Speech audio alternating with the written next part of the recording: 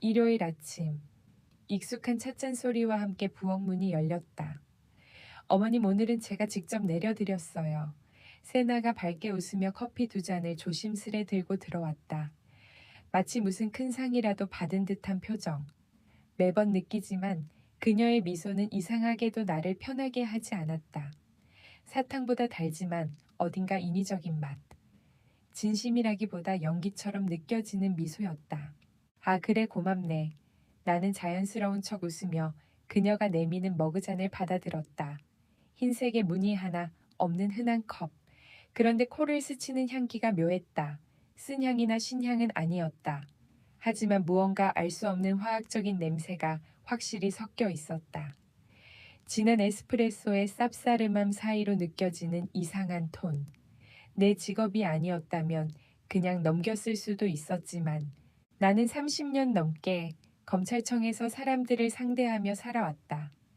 사기꾼, 범죄자, 살인범, 거짓말쟁이. 그들의 말투, 눈빛, 그리고 작은 표정의 변화까지 수없이 봐왔다. 그래서 아는 것이다.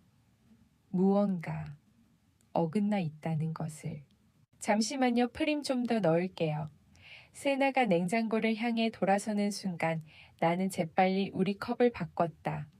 둘 다 똑같이 생긴 컵이라 그녀는 눈치채지 못할 것이다. 심장은 조금 뛰었지만 손은 익숙하게 움직였다. 습관이란 게 무섭다.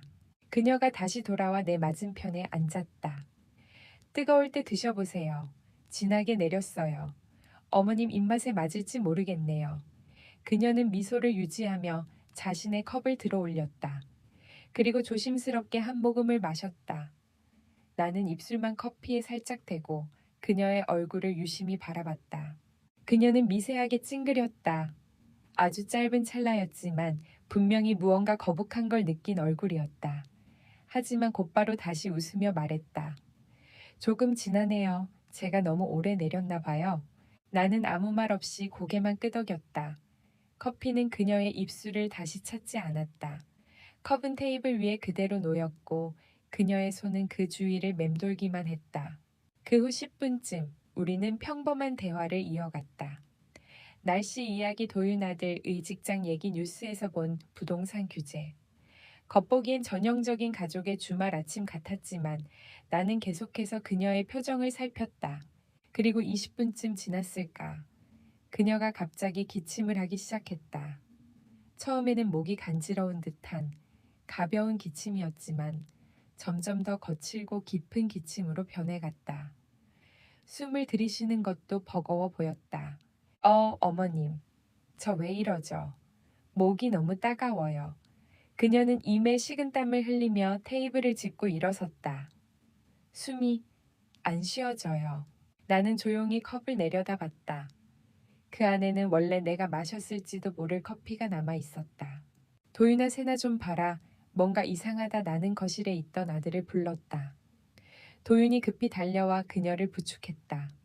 병원 가야 해요. 지금 바로. 세나는 거의 매달리다시피 도윤의 팔을 붙잡고 있었다. 나는 자리에 앉아 컵을 바라봤다. 무색무취일 수 있는 어떤 성분, 그리고 그걸 마신 사람이 고통스러워하고 있다. 그 커피는 원래 내 것이었다. 응급실은 늘 그렇듯 어수선했다. 세나가 기침을 참지 못해 허리를 구부린 채 휠체어에 실려 들어가자 간호사 2명이 빠르게 달려왔다. 환자 이름이요, 이세나예요. 갑자기 기침하고 호흡 곤란을 호소해요. 도윤이 다급하게 대답했다. 나는 옆에서 조용히 그녀를 바라봤다. 입술이 파랗게 질려가고 있었고 손끝은 떨리고 있었다.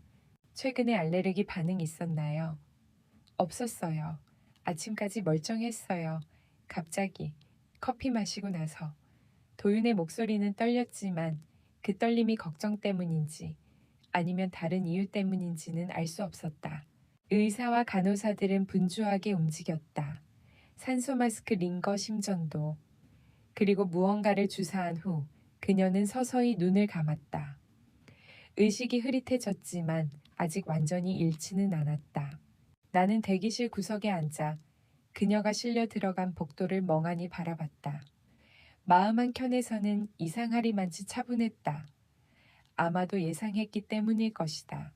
그 커피 원래는 나였지.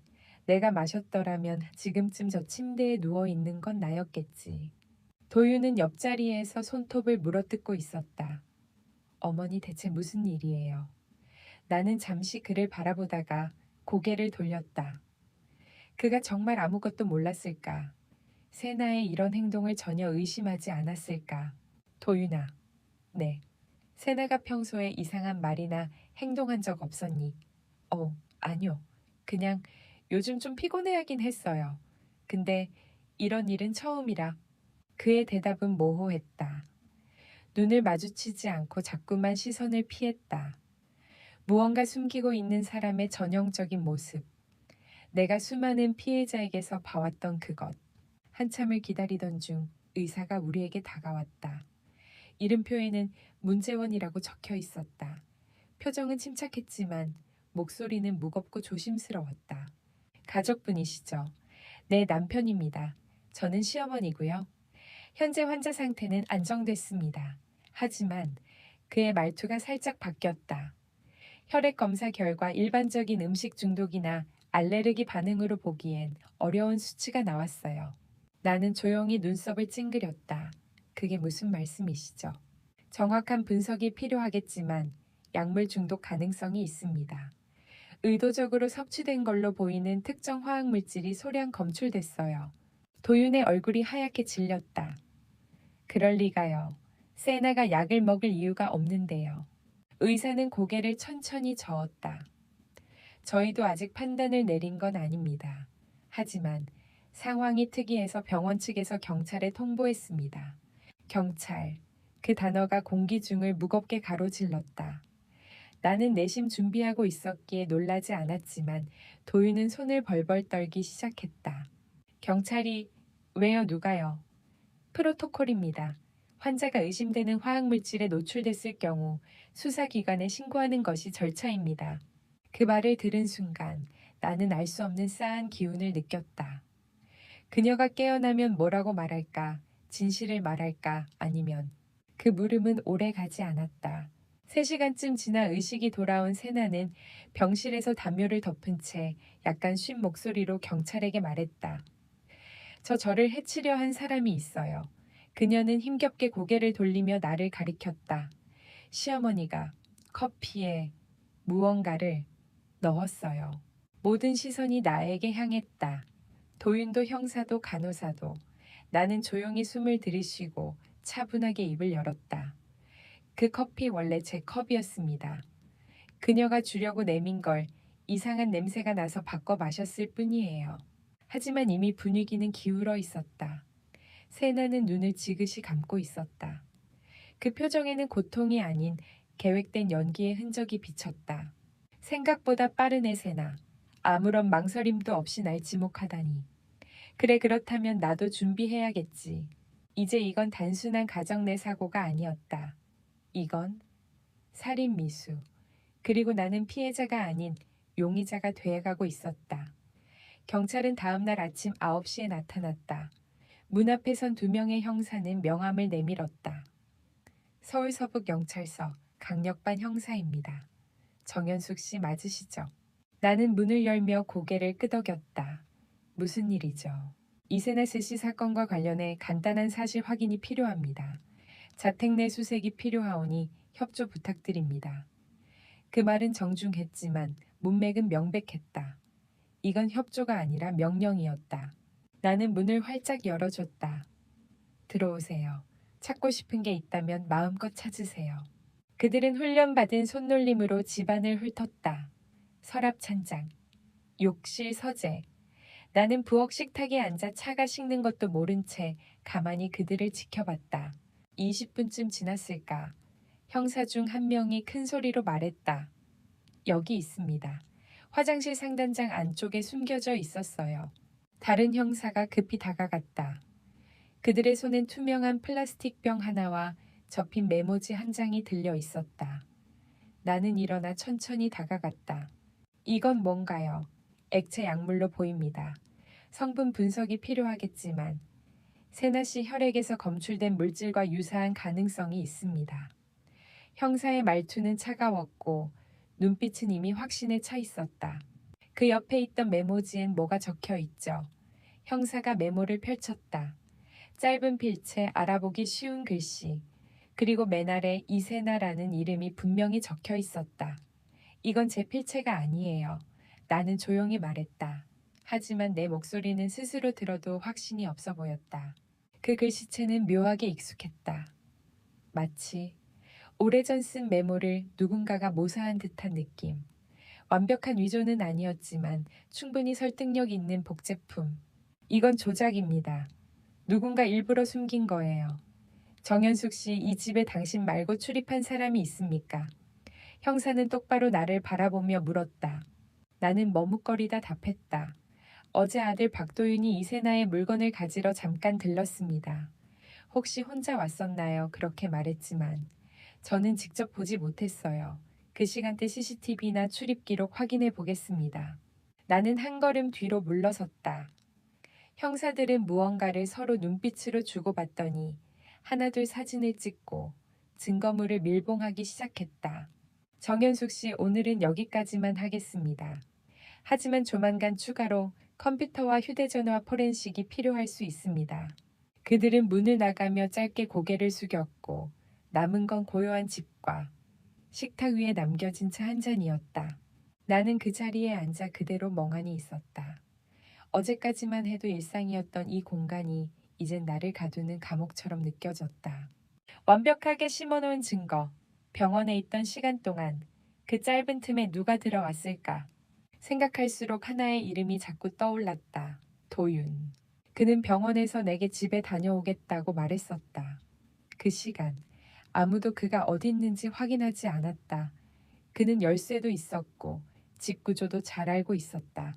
아니야, 내 아들이 그럴 리 없어. 내가 그렇게 키운 아이가 설마 날. 그 순간 마치 정수리에 얼음물을 부은 것처럼 정신이 번쩍 들었다. 며칠 전 방범용으로 설치한 현관 CCTV, 그게 있었다. 나는 바로 스마트폰을 꺼내 앱을 켰다. 시간대를 병원에서 있었던 오전 11시에서 오후 2시 사이로 설정했다. 손가락은 떨리고 심장은 두근거렸다. 그리고 화면에 뜬 영상. 실브센 산업 KM. 차 한 대가 조용히 골목 안으로 들어왔다. 익숙한 번호판. 도윤의 차였다. 카메라는 선명하게 찍고 있었다. 그가 차에서 내려 우리 집 현관으로 다가오고 주머니에서 열쇠를 꺼내 조심스럽게 문을 여는 모습. 그는 집 안으로 들어가고 1시간 17분 후 뒷문으로 조용히 나갔다. 나는 손에서 휴대폰을 떨어뜨릴 뻔했다. 내 아들, 거짓말을 했다. 그는 세나의 물건을 가지러 간 게 아니라 무언가를 심기 위해 들어온 것이다. 그 사실이 현실로 밀려들며 가슴이 무너지는 소리가 들리는 듯했다. 그토록 믿었던 아들이, 내게 엄마라고 불렀던 사람이 나를 감옥으로 보내기 위해 움직였다는 것.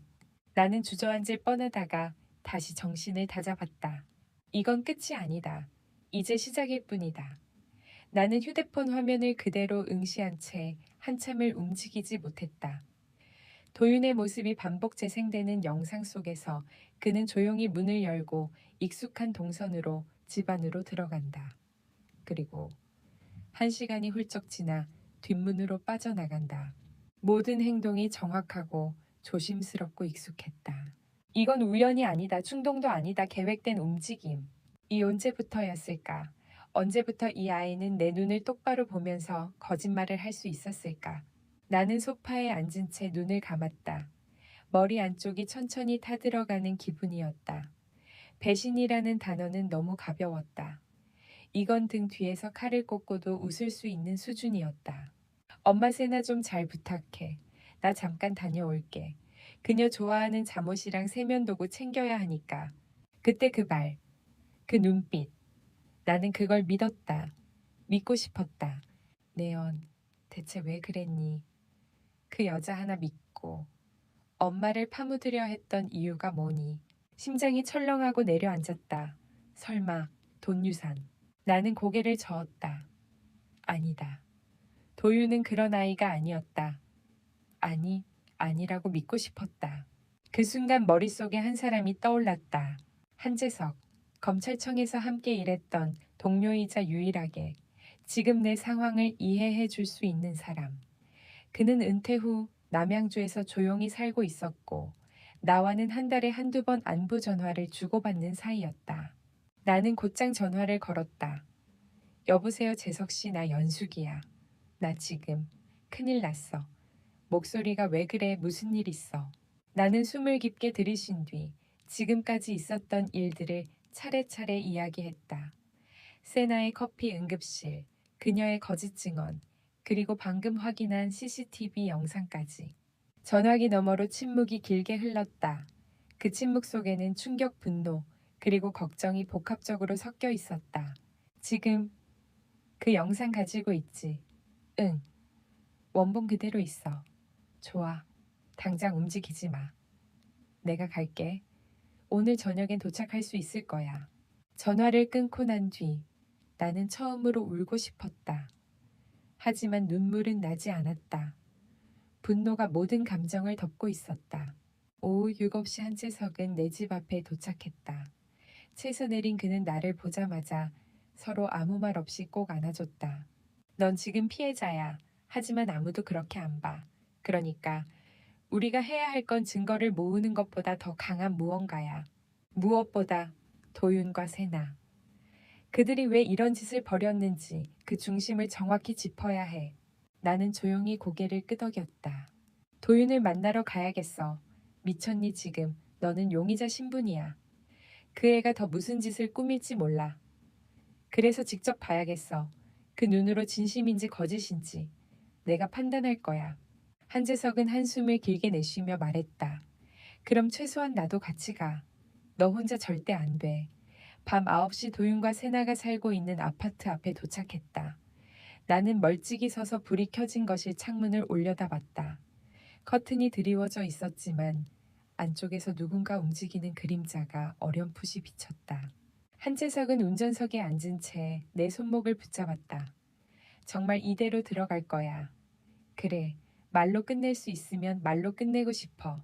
그래도 내 아들이잖아. 그는 조용히 고개를 끄덕였다. 혹시 모르니까 녹음 켜놔. 나는 스마트폰의 녹음 버튼을 눌러 코트 주머니에 넣었다. 초인종을 누르자 곧 도윤의 목소리가 들렸다. 누구세요? 엄마야. 잠시의 정적. 그리고 문이 열렸다. 도윤은 예상보다 더 놀란 얼굴이었다. 아, 여긴 왜? 들여보내줄래? 그는 망설이다가 조용히 문을 열었다. 세나는 지금 샤워 중이에요. 나는 조심스레 거실로 들어섰다. 익숙한 공간이었지만 어쩐지 낯설었다. 벽에 걸린 가족 사진들, 내가 선물했던 도자기 화병, 그 모든 것들이 이제는 연극 무대의 소품처럼 느껴졌다. 엄마 지금 나가 있는 게 좋을 텐데 상황이 안 좋아. 도윤의 목소리는 낮았고 눈빛은 흔들렸다. 그래, 안 좋아. 특히 내가 너를 믿은 시간이 이렇게 허망하게 무너지는 걸 보고 있으니 말이지. 나는 정면으로 그의 눈을 바라봤다. 너 어제 우리 집에 갔지? 그는 한순간 굳었다. 무슨 말이에요? 그냥 대답해. CCTV에 다 찍혔어. 너 우리 집에 들어가서 1시간 넘게 있었지. 새나 물건 챙기러 갔다며. 도윤은 더 이상 부정하지 않았다. 입술을 질끈 다물었다가 조용히 말했다. 그건 세나가 시켰어요. 뭐? 엄마가 위험할지도 모른다고 했어요. 혹시 모를 대피책이라면서 증거가 될 만한 걸 숨기자고. 그게 나쁜 일인지 그땐 몰랐어요. 나는 말없이 그를 바라봤다. 그 말은 결국 세나의 말을 그대로 믿고 나를 의심했다는 뜻이었다. 도윤아, 난 너를 키우면서 단 한 번도 등을 돌린 적이 없었어.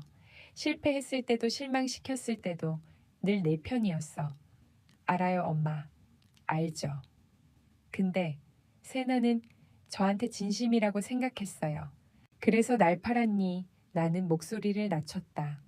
세나 하나 지키려고 엄마를 없애려고 했니? 그 순간 욕실 문이 열리고 수건을 두른 채 머리를 말리는 세나가 거실에 들어왔다. 어머, 어머님이셨어요. 그녀는 놀란 표정이었지만 그 표정마저도 나는 믿을 수 없었다. 이제 연극 그만하지 그래. 내가 마신 커피가 네가 준비한 거였다는 거 이미 의심했고 네 반응에서 확신했어. 세나는 멈칫하더니 천천히 미소를 지었다. 어머니 증거라도 있으세요? 있지. 너희 둘이 우리 집에서 뭘 했는지도 다 찍혔고 지금 이 대화도 다 녹음되고 있어. 그녀의 미소가 사라졌다. 너무 실망이야, 세나야. 넌 똑똑한 줄 알았는데 이 정도면 수준 이하야. 그녀는 날카롭게 도윤을 바라봤다. 지금 다 말한 거예요. 우릴 그냥 던져버리는 거야. 도윤은 혼란스러워 보였고 입을 때려다 말았다. 그만해, 이제 경찰에 갈 거야. 나는 뒤로 돌아섰다. 엄마 기다려봐요. 나도 피해자였어.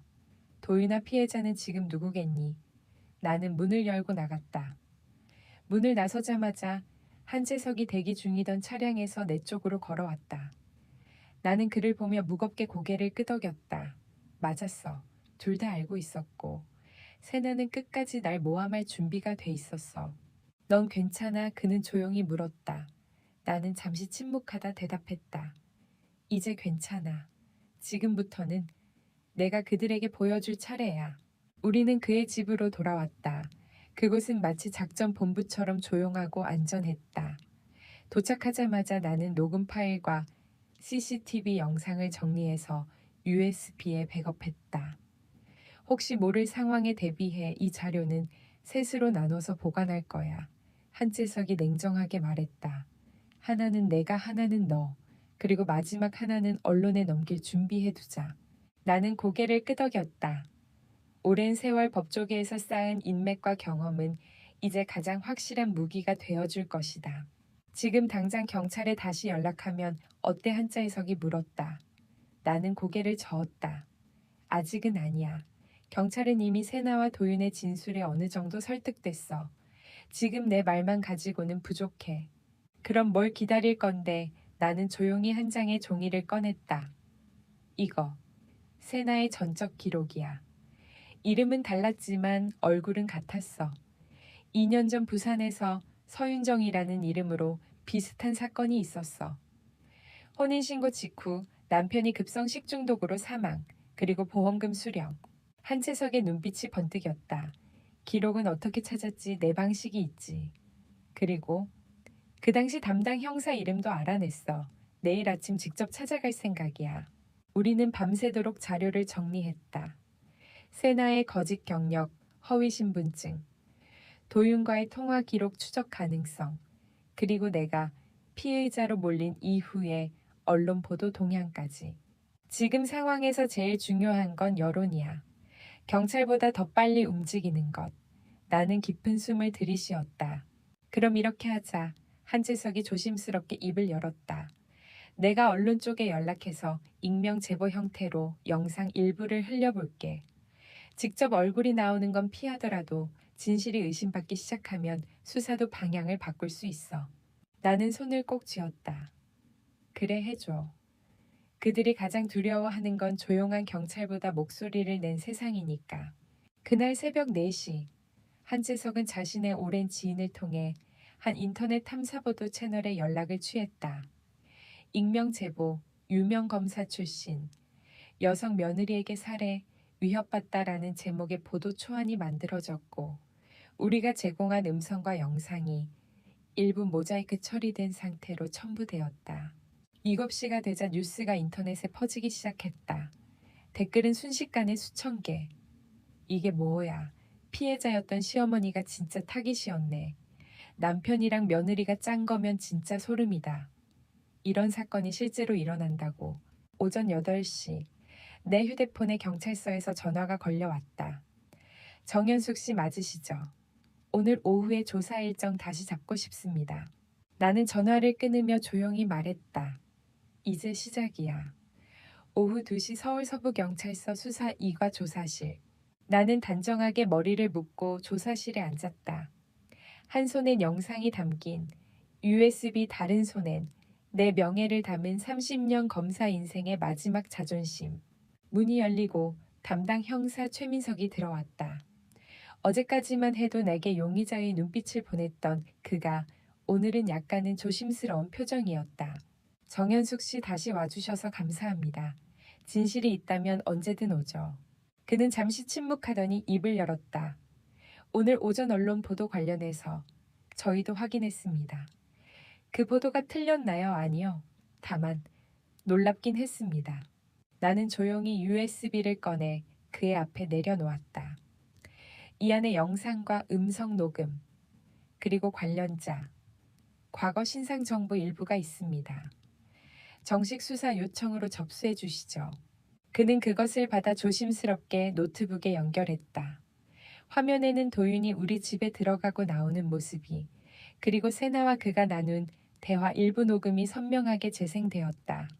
이걸로 보자면 박도윤 씨의 진술이 사실과 다르네요. 형사가 말끝을 흐렸다. 그는 세나의 물건을 챙기러 갔다고 했죠. 하지만 영상 속 그는 아무 물건도 들고 나오지 않았어요. 나는 덧붙였다. 그 시간에 우리 집 욕실 찬장에 약물과 메모가 발견됐습니다. 네, 알고 있습니다. 형사의 얼굴이 굳어졌다. 그는 자리에서 일어나 조심스럽게 말한다. 잠시만요. 박도윤 씨 다시 조사하겠습니다. 나는 조사실 밖 대기실로 옮겨졌다. 커피 자판기 옆에 앉아 30분 넘게 조용히 앉아 있었다. 그리고 문이 열렸다. 최 형사가 돌아왔고 표정이 달라져 있었다. 방금 박도윤 씨 진술을 일부 번복했습니다. 뭐라고 했나요? 그는 메모장을 펴들며 조용히 읽었다. 세나가 뭔가 숨기라고 해서 그랬다. 어머니를 해칠 의도는 없었고 단순히 며느리를 보호하려 했다. 나는 웃음이 나올 뻔했다. 그래요. 날 가짜 증거로 엮은 게 보호라고. 정현숙 씨 감정은 알지만 지금 중요한 건 구조입니다. 박도윤 씨가 협조적으로 돌아선다면 이 사건은 새로운 방향으로 흐를 수 있어요. 세나는요, 아직 일관된 진술 유지 중입니다. 하지만 영상 내용이 공개된 만큼 그녀의 신빙성은 더 이상 단단하지 않습니다. 그 순간 다른 형사가 서둘러 들어왔다. 세나 씨가 접견 요청했습니다. 누구를요? 박도윤 씨입니다. 현재 별도 유치실에 격리돼 있지만 접견 중입니다. 나는 속으로 조용히 중얼거렸다. 이제 자기들끼리도 무너지는구나. 10분쯤 뒤 형사실 복도로부터 고함 소리가 새어나왔다. 너 진짜 날 팔 거야. 끝까지 같이 간다더니. 그게 다 거짓말이어서 세나의 목소리였다. 내가 뭘 어쩌겠어. 이미 다 들켰잖아. 너랑 계속 이럴 순 없어. 도윤의 목소리는 떨려 있었다. 그리고 형사 2명이 다급히 그들을 갈라놓았다. 나는 조용히 창밖을 바라봤다. 해가 서서히 지고 있었다. 어느새 싸움의 판도가 바뀌고 있었다. 경찰서를 나와 한재석에 채 오르자 나는 긴 숨을 내쉬며 말했다. 이제 도윤은 흔들리기 시작했어. 하지만 그 애는 아직 세나를 완전히 놓지 않았어. 우리가 해야 할 건 세나가 단순한 며느리가 아니라는 걸 확실하게 보여주는 거야. 한재석은 고개를 끄덕이며 운전대를 돌렸다. 내가 알아봤어. 세나라는 이름, 이세나 주민번호 전입신고 내역, 모두 1년 전 대전에서 처음 등장해. 그전에는 없어. 정확히 말하자면 이세나라는 사람은 그 이전엔 존재하지 않았어. 나는 창밖을 바라보다가 조용히 말했다. 가명이야. 그리고 분명히 이전에도 비슷한 짓을 반복했을 거야. 우리는 서울중앙지법 부근에 위치한 정보조회소에 들렀다. 지인의 도움으로 보험 청구 기록 사망자, 가족관계 등록부 등을 검색할 수 있었다. 30분쯤 뒤 한재석이 모니터 앞에서 멈췄다. 여기 있다. 그가 화면을 가리켰다. 이름 서윤정 혼인신고일 2021년 4월 배우자 최기훈 담당시 68세 사망일 2021년 12월 원인 식중독에 의한 급성장염 사망 직후 배우자에게 지급된 보험금 3억 5천만 원. 나는 화면을 보며 눈을 가늘게 떴다. 사망 8개월 만에 고액 보험금 지급. 남편 나이도 많았고 원인도 애매모호. 게다가 한재석은 다른 문서를 열었다. 이름 김보연 2020년 6월 광주에서 박창수 씨와 결혼. 남편은 결혼 후 5개월 후 심근경색으로 사망. 역시 고액 보험금 수령. 2명의 남편이 결혼 후 몇 달 만에 원인 불명의 급사. 그리고 보험금. 얼굴 확인 가능해. 나는 조심스레 물었다. 한재석은 화면을 넘겨 주민등록 사진과 신분증 사본을 열었다. 다른 이름, 다른 생년월일. 하지만 같은 얼굴, 세나와 완전히 동일했다. 나는 속으로 숫자를 세기 시작했다. 셋, 세 개의 이름, 세 개의 도시, 세 개의 죽음. 정현숙 씨, 당신의 며느리는 살인자의 가능성이 큽니다. 그 말이 내 귀에 들렸을 때 나는 이상하게도 공포보다 평온함을 느꼈다. 내 직감이 틀리지 않았다는 안도감, 그리고 지금까지의 의심이 확신으로 바뀌는 순간이었다. 이걸 정식으로 수사기관에 제출하자. 기다려. 아직 마지막 조각이 없어. 뭔데? 나는 핸드백에서 사진 한 장을 꺼냈다. 며칠 전 도윤의 집 거실에서 봤던 결혼식 사진. 이 사진 부산에서 결혼했던 서윤정의 결혼식이랑 비교해보자. 드레스 헤어스타일 심지어 배경. 그녀는 반복적인 콘셉트를 사용하고 있어. 그게 그녀의 실수야. 그녀는 사랑받는 아내라는 가면을 반복하고 있었다. 하지만 같은 연극을 3번 이상 하면 관객도 눈치채기 마련이다. 그날 저녁 우리는 자료를 정리해 수사팀에 공식 제출했다. 그 안엔 세나의 가명 사용 내역, 반복되는 혼인, 사망, 보험금 수령 패턴, 얼굴 일치 자료, 이전 수사 기록 부활 요청서, 모든 조각이 하나로 연결되어 있었다. 이제 마지막은 경찰의 몫이었다. 다음 날 아침, 수사팀으로부터 연락이 왔다. 세나에 대한 신속 체포영장을 신청했다는 것, 동시에 신분 세탁 의혹과 과거 사건 재수사를 병행한다고 했다. 전화기를 끊으며 나는 조용히 중얼거렸다. 이제 내 진짜 이름으로 감옥에 가야겠구나. 서윤정. 서울서부경찰서 조사실 3번. 스테인리스 테이블 하나 마주보는 의자 2개. 나는 조용히 앉아 그녀를 기다렸다. 5분 후 문이 열렸다. 수갑을 찬 세나. 아니 이제는 서윤정이라는 이름으로 불러야 할 여자 천천히 들어와 의자에 앉았다. 입계는 여전히 익숙한 미소가 어슬렁거렸다. 오랜만이네요, 어머님. 나는 그녀의 눈을 똑바로 바라보며 말했다. 어머니라고 부르지 마. 넌 단 한순간도 내 가족이었던 적 없어. 그녀는 어깨를 으쓱했다. 그럼 검사님이라고 불러야 할까요? 아니, 오늘은 내가 누군가의 피해자니까 그냥 정연숙으로 하자. 그녀는 한참 날 바라보다가 테이블 위에 놓인 내 손을 슬쩍 내려다봤다. 그날 커피. 잔. 어떻게 바꾸셨어요? 그 질문에 나는 작게 웃었다. 직감. 넌 그날 웃고 있었지만 손이 떨리고 있었어. 역시 예리하시네요. 그녀는 피식 웃었다. 3명이었지. 광주에서 김보연, 부산에서 서윤정, 그리고 서울에서 이세나. 3번 결혼, 3번 사망, 3번 보험금. 증거가 있나요? 얼굴이 있지. 나는 천천히 태블릿을 꺼내 사진을 넘겼다. 너희 3사람 모두 너라는 증거. 이제 경찰도 법원도 다 알아. 서윤정은 잠시 말이 없었다. 그녀의 미소가 사라진 건 그때가 처음이었다. 이 모든 게 그렇게까지 할 일이었어요. 그녀가 말했다. 내 아들을 이용해서 날 없애려 한 건 너야말로 그렇게까지 할 일이었니? 도윤 씨는 당신을 사랑하지 않았어요. 당신은 늘 그를 평가했고 통제했고 그가 자란 뒤에도 여전히 지배하려 했죠. 그녀의 말은 날카로웠지만 그 안에 감정은 없었다. 차가운 진단 마치 잘 짜인 각본처럼. 그래서 엄마를 죽이고 새 인생을 시작하자고 한 거야. 살려둬도 나중에 다 망쳐놓을 것 같았어요. 당신은 그런 사람이잖아요. 결국엔 누군가를 감시하고 판단하고 쓸모없게 만들어. 그녀의 말은 날 찔렀지만 나는 흔들리지 않았다. 넌 나를 비난하려고 여기 있는 게 아니야. 이건 너의 이야기야. 넌 선택했고 행동했고 그리고 실패했어. 그녀는 고개를 돌렸다. 어차피 그 애도 날 버렸어요. 경찰 조사에서 다 불었더군요.